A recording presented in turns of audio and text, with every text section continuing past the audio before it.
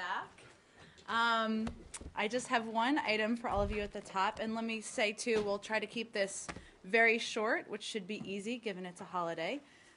First, I want to welcome lots of family in the back. My husband is here in the back, so watch out. And my in-laws, Mike and Marianne. And Marianne, I'll just brag about her, was the one of the Catholic School Teachers of the Year in the country last year. So if anyone does anything bad, Matt, I'm looking at you. She'll be watching. And then we also have many of Kate Starr's family members. Her sister Lisa and her nieces and nephews are here. Let's see, Joey, Nick, Zoe, and Kate. Did I get all of them right? All right, well, welcome. Thank you for coming. What did you say? The Buffalo side. The Buffalo side, the Buffalo and the Cincinnati. Okay, one item at the top. The United States is deeply concerned by the dire and tragic situation in Homs, the latest instance in which the Assad regime is brutalizing its own population. We strongly condemn the regime's breaking of the cessation of hostilities and its brutal assault against residents of Old City Homs. The regime's bombardment and encirclement of the city is a despicable example of its starve and surrender battlefield approach. We urge the regime to cease its attacks on the Old City and allow for the delivery of humanitarian assistance. As the UN Security Council made clear, the world is united in insisting that the regime facilitate immediate and unhindered access for UN humanitarian agencies and lift its sieges. As the situation in Homs reminds us, the regime has not only failed to comply with the requirements of a UN Security Council resolution, it is intentionally increasing the desperation of the Syrian people in its all-out bid to retain personal power. In Homs, as elsewhere, civilians must be allowed to come and go freely. The people of Homs must not have to submit to the regime before receiving much-needed food and humanitarian assistance. And the United States, along with every member of the international community concerned with the welfare of civilians in this conflict, will not stop its calls in support of the people of Old City Homs and all the innocent civilians in Syria who are suffering so much from this brutal war. We will continue to draw international attention to this catastrophic situation until the suffering of the Syrian people ends. We call on all those with influence with the regime to realize the fundamentally inhuman intent of the Assad regime and push the regime to stop its barbaric acts against civilians. With that, and we'll go to Syria next. I don't know if that's your first topic. I'll start with that. Okay. You call on all those with influence with the regime. Can you be more specific about that? Well, certainly we call on the regime, and certainly this issue and the need to exhibit pressure on the regime has been raised with Foreign Minister Lavrov and the Russians and any other who may have influence. Do you believe that they have been using their influence with the regime, considering the fact that the government continues to this all-out assault? Are you aware that they have been using their influence and Assad has just been saying no thanks for the advice, or are they not trying to use their influence? Well, we've certainly been advocating publicly, and we believe, and we've asked them to also advocate privately with the regime on issues like movement of chemical weapons to the port at Latakia.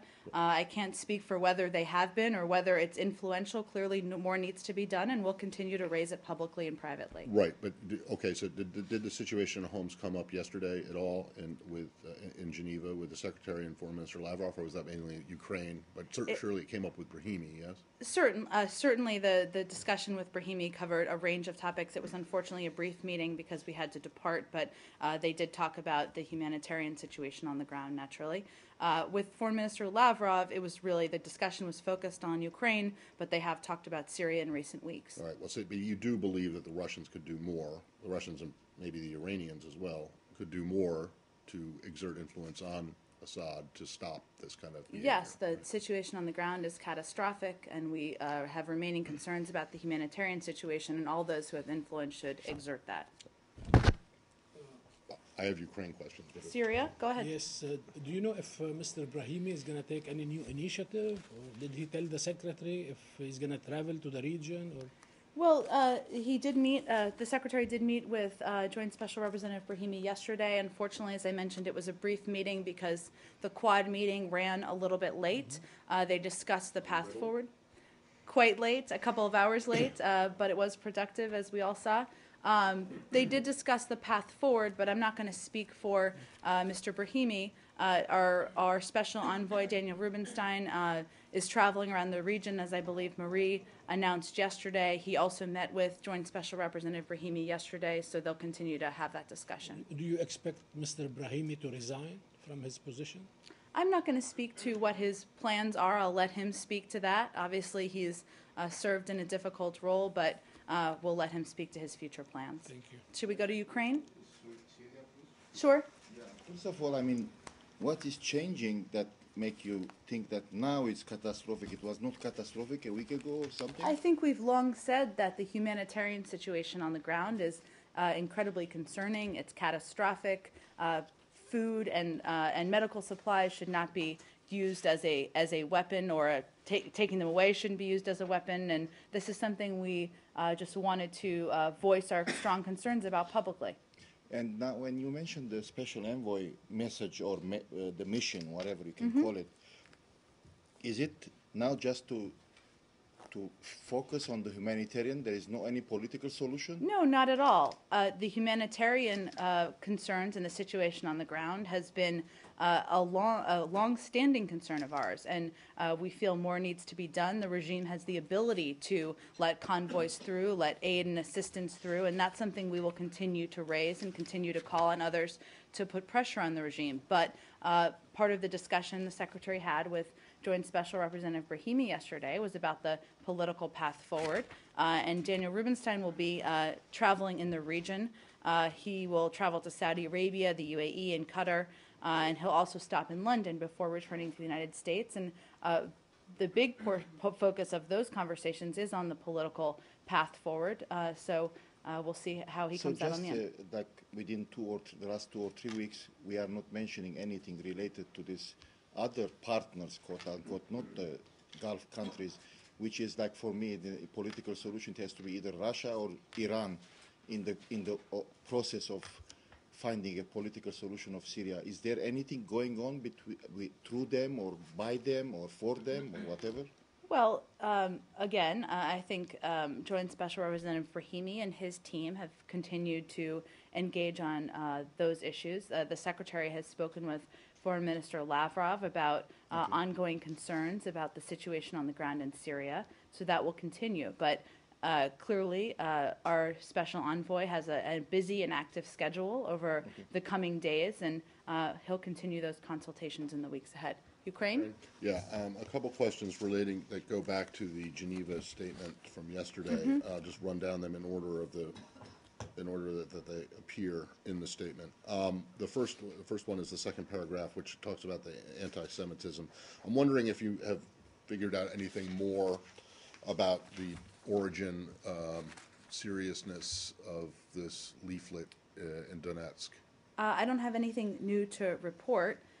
Frankly, at this moment, we're still looking into that, but the source is less important than how horrific the content was and the message it sent, but I don't have any new details on the source. Okay. And then secondly, in Donetsk, the head of the, I don't know, whatever you want to call it, of the self-proclaimed local authority is saying, well, this Geneva statement is all very nice and all very well and good, but we're not going anywhere because just as you regard us as illegal, we regard the government in Kiev as illegal and having come to power by a coup, and so we'll leave when they leave.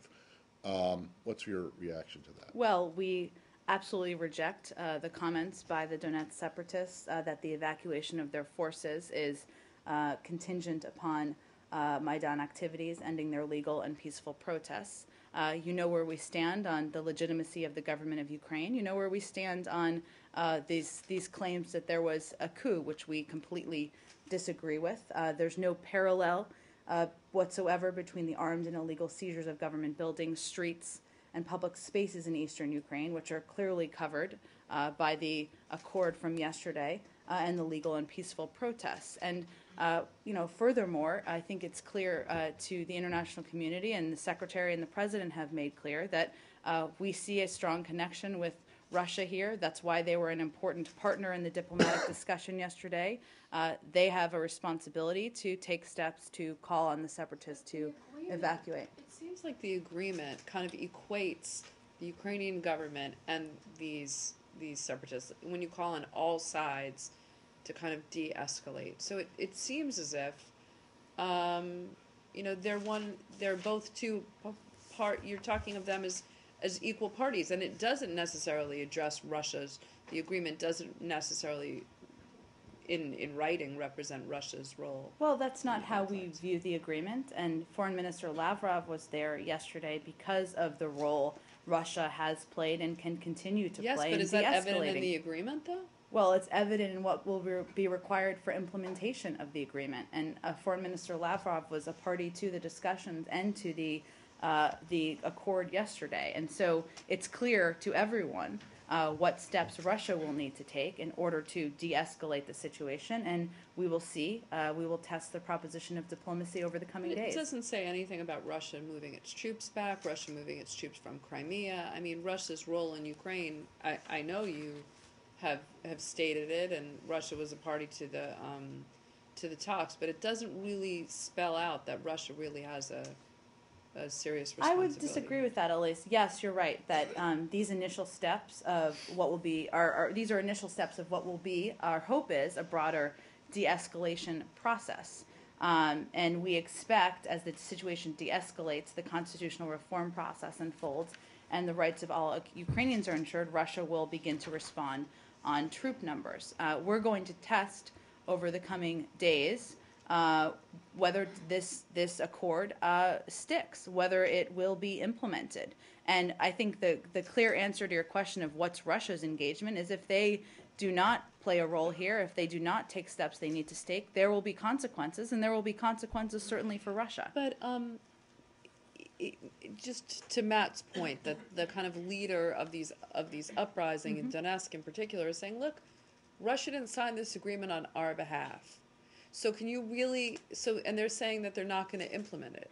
So A, what do you do in that situation? And B, do you believe that Russia has the influence over these folks if they're saying that they're not beholden to anything Russia signed? We do believe they have influence, and we do believe they have the ability to implement this accord. Russia does. Let's hope they have more influence with them than they do over Assad, yeah. Well, Matt, I think we can talk about what's happened with the CW process there. Well, but hold on. sorry, go Let ahead. me just continue. Just one more question. So, are you saying that if these kind of self-proclaimed People's Republic and these obviously pro-Russian rebels don't stand down and vacate these public buildings, that you're going to hold Russia responsible? Well, at least we've talked over the last several days, as has the President, as has Secretary Kerry, about the clear and strong connection we see between these separatists and Russia. So yes, we do feel they have the ability to influence and influence the separatists and change the situation on the ground. There's no question about that. As the discussion was going on in Geneva yesterday, President Putin was on television making a series of statements, reiterating the fact that the Russians regard what happened in Kiev as a coup and that the new government is illegal. Do you, given that, the Russians would seem to be able, because this statement is quite vague, they would seem to be able to argue that all illegally seized buildings must be returned to legitimate owners, could refer to government buildings in Kiev. I realize that you reject that. You say that your stance is well known, but the Russian stance is also well known. Do you discount them an interpretation of this statement that would include that, or do you believe that the fact that Lavrov was there, sitting with the Ukrainians, is tacit acceptance of the legitimacy of the new government in Kiev? Well, I'm not going to speak for Lavrov, naturally, but I think it's clear, and the all parties came out of the meeting yesterday with a clear understanding of what needed to be implemented. We recognize, and the context and the history here is, of course, important, that Yanukovych left his own government. That was not a coup. He left the country with a vacuum of leadership. The Rada voted to put the legitimate government in place. Right. I understand your argument, and I understand your position, but the Russian position is diametrically opposed. And they could interpret this statement from Geneva as meaning that what they believe is the illegal government in Kiev has got to get out. Do you not see how they can interpret it that I way? do not, and I don't think any other party there saw that as part of the agreement. I mean, one important contextual Well, piece. certainly, maybe not people in Geneva, but certainly the guys in Donetsk see it that way.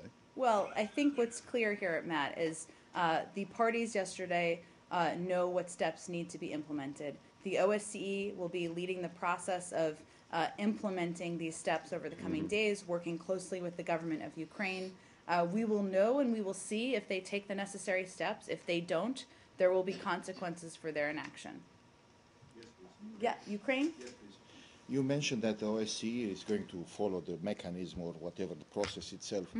And more or less, it is mentioned what you are trying to see if it's Russians or Ukrainians are going to do it. But is there any timetable, or you can see accordingly if it's something is done or not, and you decide to make sanctions or not, or anything else? Well, we will not know for several days, but we will see over the coming days whether steps are taken to move this forward. And as part of written into the agreement yesterday was support by the United States, by the EU, by Russia and Ukraine to support the OSCE monitoring mission. The OSCE monitoring mission will be working closely with the government of Ukraine, and they'll take steps, we hope, in the coming days to begin that process. So I was asking because OSCE, do they have a normal relation with both sides? Because at a certain point they were not allowed to enter some areas. You're right. Well, as part of the accord signed yesterday, the Russians, as well as the United States and the EU, will support their effort. So implementation, it's not just, as the Secretary said yesterday, what's on a piece of paper. It's whether there are actions taken to implement that. So we will see what happens. One other piece I just wanted to note, that the Ukrainian Rada has shown its commitment to moving forward on amnesty. In fact, many of these processes were underway, including constitutional reform, as we all know. But the text of the April 8th law on amnesty was published today in the official parliament's newspaper. And according to the law's provisions, it will come into effect tomorrow, April 19th. And that was, of course, part of what the Ukrainian government said they would do yesterday. The constitutional reform, just to clarify, because it seems that it was he was quoted many places, Lavrov, that saying that there is a commitment or promise from the U.S. side that they are going to convince the Ukrainians to make that change. As a matter of fact, constitutional reform, when it was mentioned, it was not mentioned. I mean, do they look for equality in rights or superiority in rights? Those who are in the East Coast or East Ukrainian part. Well, inclusivity is a part of what we have been arguing for, and we've seen the Ukrainian government take steps to be inclusive, to include representatives from all parts of Ukraine, to take steps to protect minority rights, and so we'll continue to encourage that moving forward. So there is no like a pushing for being autonomous in deciding what they want to do in the east part of the Ukraine? Well, the Ukrainian government will make that determination. The Prime Minister has spoken publicly in the last several days about an openness to having that discussion. So we expect that will continue, but we're not going to make those decisions for them. New Ukraine? Yeah, on Ukraine. So 24 hours after the Geneva Agreement, what is your level of confidence that Russia will comply with the agreement? And when you said in the coming days, when will you start monitoring on the ground that the agreement is implemented? Well, the agreement takes effect immediately. So clearly there are steps that need to be taken, including the OSCE's role. Obviously, the Ukrainian government will be closely engaged in that. I'm not going to make a prediction on how confident we are. I will say we're clear-eyed about Russia's record of not implementing steps in the past. So we will see if they do take steps this time, and if they don't take steps, there will be consequences. But I'm not going to put a date on that. We won't know for a couple of days. Well, I mean, why don't you have complete confidence that they'll implement the agreement? I mean, this agreement is very favorable towards Russia because it asks for except for the getting rid of the occupying of the public buildings, I mean, it gives them all the things that they've been looking for, such as, I guess not annexing the actual territory, but Now, between constitutional reform, the autonomy that the Ukrainians are offering, and even Secretary Kerry said it's far more than any of these other type of territories, doesn't it give Russia, if these autonomous regions are leaning towards Russia, doesn't it really give Russia kind of a firm hand in the eastern Ukraine without having to invade? Well, the most important priority here, Elise, when we were discussing this yesterday, was de-escalatory steps. So we're going to see if Russia takes those de-escalatory steps. It doesn't make a prediction of the outcome of a discussion about autonomy. It says they will have a discussion about autonomy, which the Ukrainian government themselves have said they're willing to have anyway. And the constitutional reform process has been underway. So what I'm conveying here is that we're clear-eyed in the sense that we want to see them take action. It's not just about having a piece of paper. I would just point out that the Russian foreign ministry is already saying that the Kiev government has misinterpreted the Geneva statement, and that all the buildings occupied illegally includes them. So, it seems to me that you've got a situation like you had after the Geneva I agreement on Syria, where there's just a fundamental refusal by both sides, by both you and the Russians, to agree on what you agreed. Well, Matt, Your position after Geneva I in Syria was that there was no way Assad could remain in power, and the Russians said, no, that's not what it says. And now you're saying that our interpretation is right and their interpretation is wrong.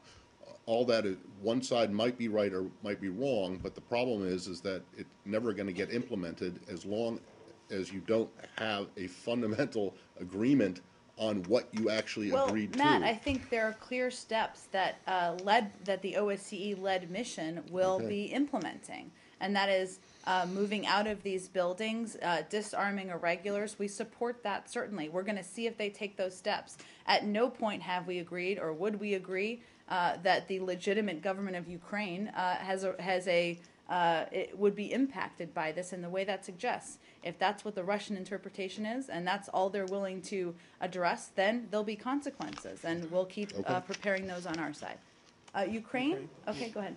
What's the next step if we see good faith efforts from Russia to work towards the agreement, but the situation in the East does not de-escalate? They don't come to the table for constitutional reform. They boycott elections. What's the next step? I'm not sure if I would characterize what you just outlined as good faith steps. So we'll evaluate day by day. The immediate step here is the OSCE will be engaged with the Ukrainian government about the steps outlined in the accord yesterday related to buildings in eastern Ukraine. There are obviously a range of steps that have been taken already, including, I mentioned, the amnesty law that's going to be published or that has been published. So we'll just watch each day as these steps are implemented and see what happens. Go ahead. Can I ask you on the consequences? We've seen sanctions. If the administration doesn't take the next step for sectoral sanctions in terms of sanctioning more individuals, is there any reconsideration going on about sanctioning President Putin himself? Well, it hasn't changed that we wouldn't. There are a range of individuals, not President Putin, who have been engaged in this process in an unhelpful way, who have been helping the illegal activities, who have been providing financial support. There's a range that are not yet sanctioned that certainly we continue to look at. We have the ability through the executive order to also put in place sectoral sanctions, but it hasn't changed that we're not leading with the sanctioning of the leader of a country. So is it fair to say he's off the table for now? I don't have any new update to tell you, just to convey that there are dozens of individuals who have played unhelpful roles who we could certainly sanction if warranted. Sure. Do you have anything on this mystery U.S. plane that seems to have landed in Iran? Is this, are you not knowledgeable about this? What's going on? Well, we've seen those reports, as obviously you have as well. Let me just see what the latest information I have on this is. We don't have any further information. Obviously, Treasury would make any determination if there was any violation of sanctions here. I'm not predicting there was, but certainly we look into any instance. Well, what would violate sanctions in terms of if a U.S. plane lands in Iran without a license? Is that a violation? Well, the Iranian transactions and sanctions regulations prohibit the exportation of goods, services, or technology directly or indirectly from the United States or by a U.S. person to Iran, and would generally prohibit U.S. registered aircraft from flying to Iran. Treasury will, of course, have the So lead on just it. a U.S. plane flying into Iran would violate sanctions? Well, would generally prohibit it, but again, Treasury has the lead. They'll take a look at the circumstances here and see if there are concerns about. But like, the for events. instance, if a trade delegation or, I'm not saying that they're trading right now, but like in anticipation of, the lifting of eventual sanctions, if there's more, I mean, it's not illegal for U.S. people to travel to Iran. No.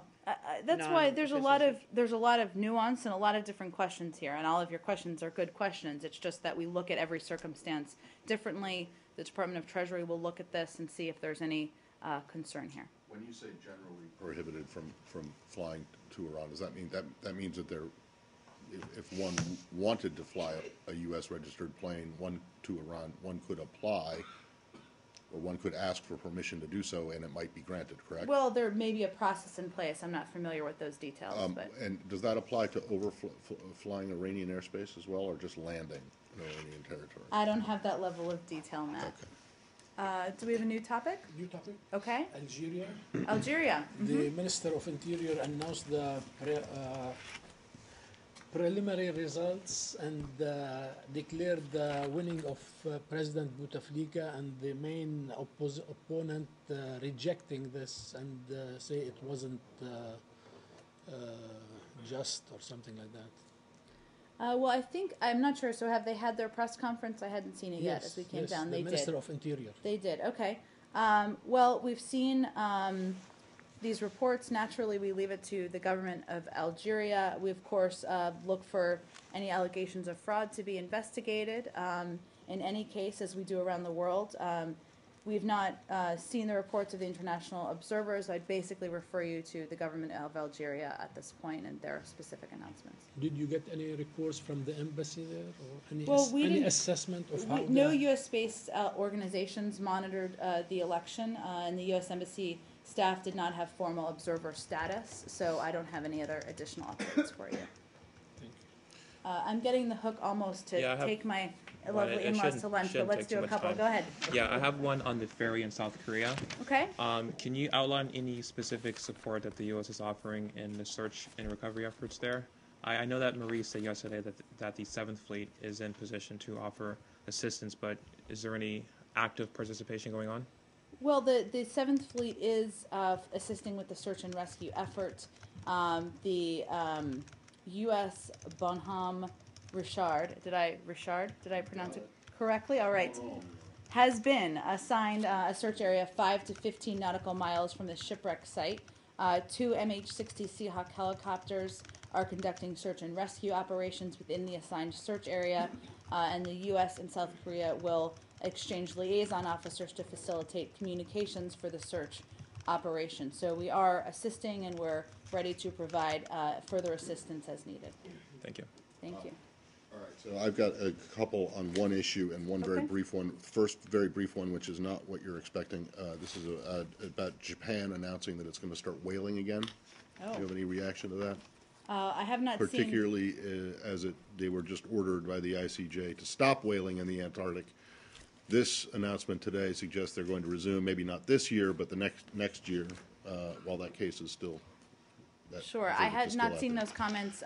Our concerns haven't changed, and we're happy to get around a comment on Okay. that if there is such a desire. Thanks. And then I have several questions about this letter that was apparently sent or allegedly sent yesterday up to the Hill to Representative Lowy and other members of Congress from your Office of Legislative Affairs. I've been told since I first raised this to you that this letter was a draft. I don't know if that's correct or not, but I still have questions about it.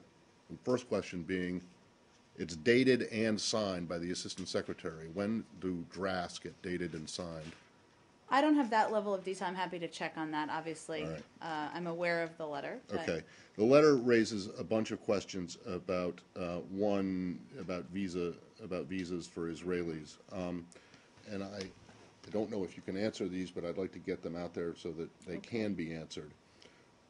It says that, in fact, the complaints that it suggests the complaints from Israel that young Israelis are being denied visas at a disproportional rate.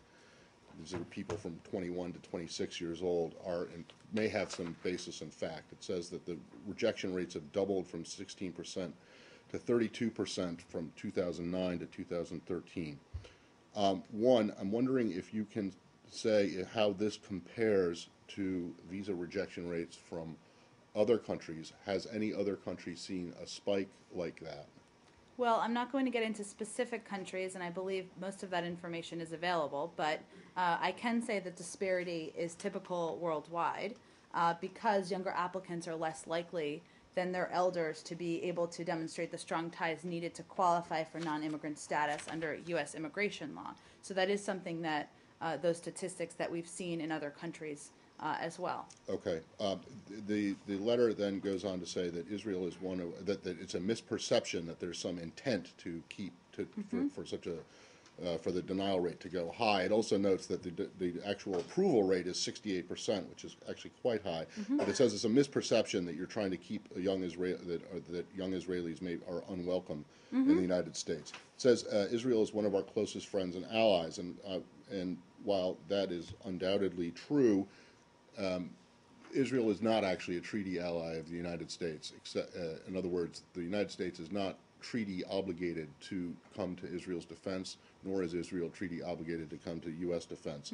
But in light of the idea that they are a close friend and ally, which they are, I want to know how the treatment that this letter says Israel is now going to get compares to that of countries that actually are treaty allies of the United States and countries which are major non-NATO allies of the United States, which includes Israel.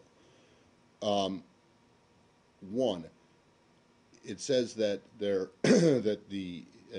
been an increased rate of overstays and illegal employment by young Israelis with visas in the United States, and that trend has been going on over a number of years. I'm wondering if that does not mean that because of the consular people who are adjudicating these visa applications are not in fact doing the right thing based on this overstay and illegal employment information in denying the percentage of visas that applications that they get.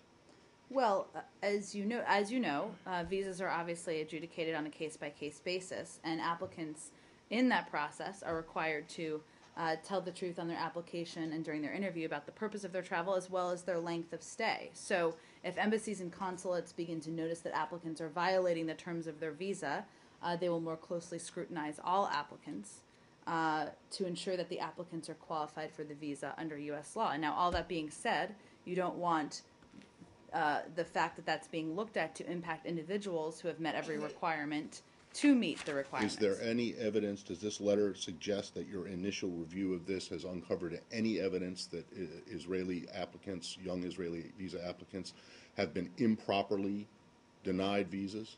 Well, the review is ongoing, but not that I'm aware of. And just to be clear, there are reviews that happen not just in Embassy Tel Aviv, but in embassies and consulates, as you all know, around the world every single day. I understand, but there's no evidence that you are aware of so far that's been uncovered by this initial review that young Israelis are being improperly denied or unfairly denied visas. No, but obviously you do reviews to ensure that you're not only communicating all the information that you can communicate, you can help groups that need more information, and all of these factors are, of course, looked at. All right. It's been my understanding, and you just repeated it here again today, that the individual visa cases or the visa applications are judged on their own merits on a case-by-case basis. But this whole paragraph would seem to suggest that that is not the case, that in fact other factors are weighed in, including the overall, the overstay rate and illegal employment rate. Is that correct? So when you adjudicate a visa, it's not just what that person has in their application. It is also country statistics on overstays and illegal employment that also weigh in. So it's not just each case, it's not just each application. Well, it's weighed not on its how own the merits. applications are weighed. It's obviously you look at how visa recipients use their visas. So posts identify trends among their applicant pools and allow them to appropriately adjust the lines of inquiry consular officers pursue during their individual visa interviews. But still, each individual is adjudicated on an individual basis. Okay, and the letter then goes on to outline some steps that the secretary is instructing senior staff to get involved in, so that to ensure that there are no extraneous issue. I won't go through the whole thing. Is there any evidence uncovered in this review to suggest that any of the things that people have expressed concerns about are actually happening? In other words, one of the things is to ensure there are no extraneous issues impacting decisions by consular officers at post with respect to the granting of visas to otherwise qualified applicants. There's no evidence, I think, from what you told me the first time, that in fact that's happening. No, but you conduct the review to ensure, of course. Right. People who have been rejected, in other words, in this case, young Israelis who have had their visas rejected, those rejections have been in accordance with the proper procedure in the law, as far as you know. So there's no admission that there's anything wrong with the adjudication process as it relates to young Israelis in this letter. Correct. All right. It says then that you're going to work to expand outreach and assistance to Israelis applying for visas through education of the Israeli public on how to successfully navigate the visa process, which sounds as though, and correct me if I'm wrong, that you're going to offer to coach visa applicants in Israel on how they can how their application can be successful. It's not an indication of that. We do outreach around the world, and certainly when there is an age gap or an age group where we're seeing higher rates of refusal, we want to make sure that individuals are aware of what the requirements are for applying, what the consequences are of violating the terms, and so it's simply providing information, and that's something the embassy in Tel Aviv is doing. Can you take this question or find out if there are any other countries in which there is a similar outreach, expanded outreach to visa applicants, whether they're young or old? Yeah, there is. There are dozens of countries. Absolutely. Okay. Then could you provide or ask a list? I think it's unlikely we provide a list. I'm happy to take the question and see if there's more we can provide. It's just that, I mean, frankly, every Arab a man of that age group gets denied a visa. So you're looking for ways to increase Israelis to come to this country. Is that basically what the bottom line? Well, to be clear, this letter was a response to an inquiry from a member of Congress, as we respond to those inquiries all the time, asking for more information on this program. There is outreach we do about visa information and how to apply for a visa around the world in dozens of countries. Perhaps those inquiries are not coming about other countries as much from members of Congress. That's a process we undergo and we undertake.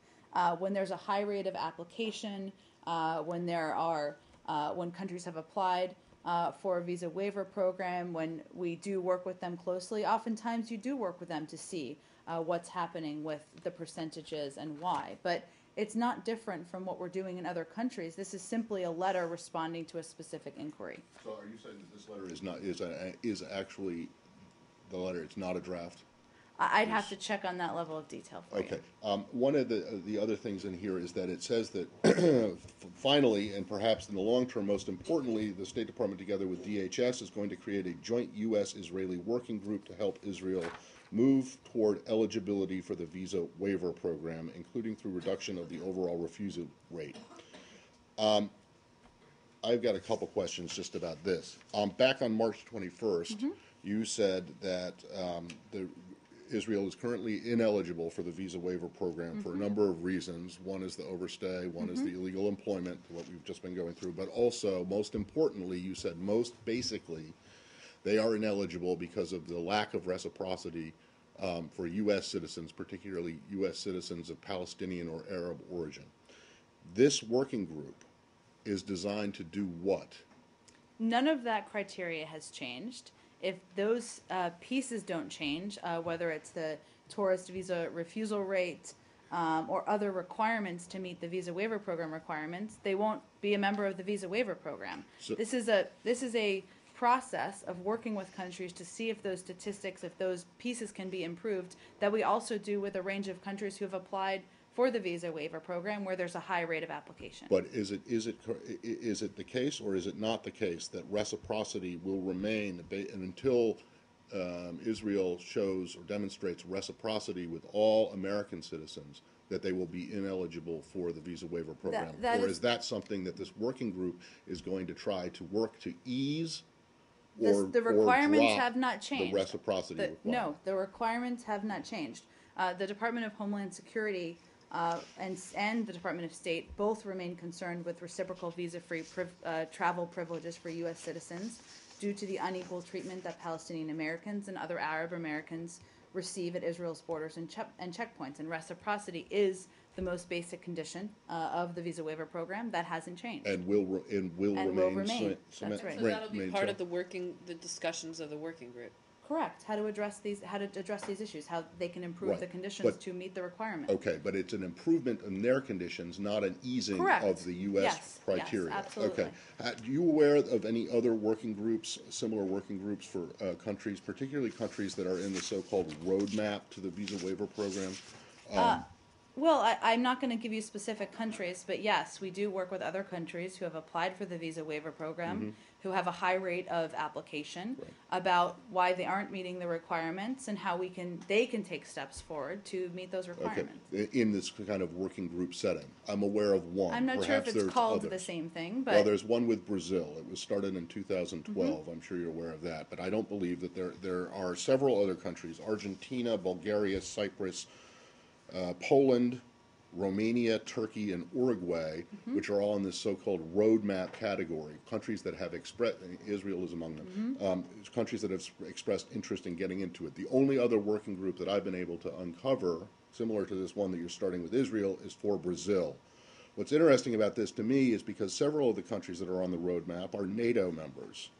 Poland, Romania, Turkey, and I'm just curious as to why working groups haven't been established for them. well, Matt, it may not be called the same thing, but we work with a range of those countries to address the reasons why they're not meeting the visa waiver program. What about cynics who are saying that you're, I mean, to put a fine point on, I think what he's asking is, there are some cynics that say that you're doing this because to get yourself in better graces with Israel, particularly after some kind of, negative comments on both sides between the defense minister and Secretary Kerry. Obviously, Secretary Kerry's comments about the kind of breakdown of this recent deal. There are some people that think that you're doing this to kind of make nice with Israel. I would say that we were responding to a letter from a member of Congress. The programs and the steps that are outlined in that letter are programs that were already underway. They weren't an announcement of new initiatives. There are steps we routinely take, whether that is working to increase our educational programs, whether that is working to address a drop in or an increase in rejections, and we were responding to a request for more information. Well, hold on. You can't say all this stuff was already going on before Yes. the outcry? Yes. Why doesn't the letter say the Secretary has directed us to address these matters quickly and comprehensively? Well, again, I mean, this is a response to a letter They're that looking. she They're sent to you. they're reviewing the issues that have been raised, but those are already programs that have been underway. There are 17 countries. Canada we'll put in a different category because it has its own deal. There are 17 countries that are members of NATO and countries identified as major non-NATO allies, which are not in the visa waiver program. It would appear that Israel is the only one of them that is getting this special treatment here. Well, if Can you- somebody so from c- Capitol Hill wants to send a letter about Uruguay, I'm sure we can respond to that. Okay, so it would be, how about my request? I'll ask right now. I'd like to know what's going on for Albania, Poland, which President Obama promised in 2010 made a member of the visa waiver program, but that hasn't happened And yet. we remain supportive of So that, yes. Albania, So what- Poland, wait. Romania, hold on, just let me finish this list. Albania, Poland, Romania, Croatia, Bulgaria, and Turkey. Those are the NATO members, which Okay. are Let me talk to- are treaty allies of the United States who I have sent understand. soldiers to die, fight I know what a and NATO ally die. means. Let me in see. Afghanistan Let me see, Matt, if and Iraq. Annalise and any others who are interested, if there's more details on specific countries. I know we've been resistant to doing that, but in the circumstances, I will make that All right, ask. and I would, and then those. So those are the NATO ones. Okay. The major non-NATO allies, of which Israel is one. Other than Israel, the countries that are major non-NATO allies, which are not in the visa waiver program, are Afghanistan, Argentina, Bahrain, Egypt, Jordan, Kuwait, Morocco, Philippines, Thailand, and Pakistan. Are any of those countries getting similar treatment? Treatment similar to what Israel is getting, according to this letter. Okay. Thank you. All right. Thanks, everyone. Have a happy Easter for those who celebrate.